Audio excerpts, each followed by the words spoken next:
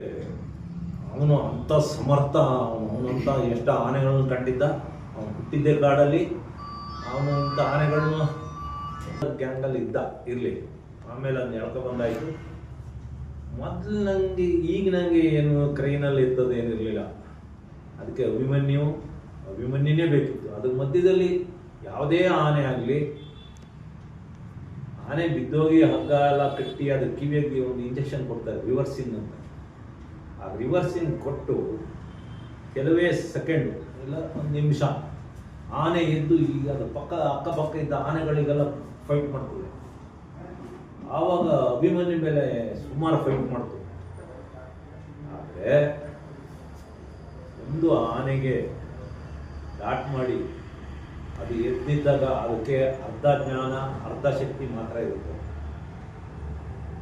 ಪೂರ್ಣ ಪ್ರಮಾಣದ ಶಕ್ತಿ, ಪೂರ್ಣ ಪ್ರಮಾಣದ ತಲೆ ಓಡ್ಸಕ್ಕೆ ಅದು ಗೊತ್ತಾಗಲ್ಲ. ಹಾಗಾಗಿ ಪೆಟ್ಟಿದ್ದು ಅಭಿಮನ್ಯು ಹತ್ರ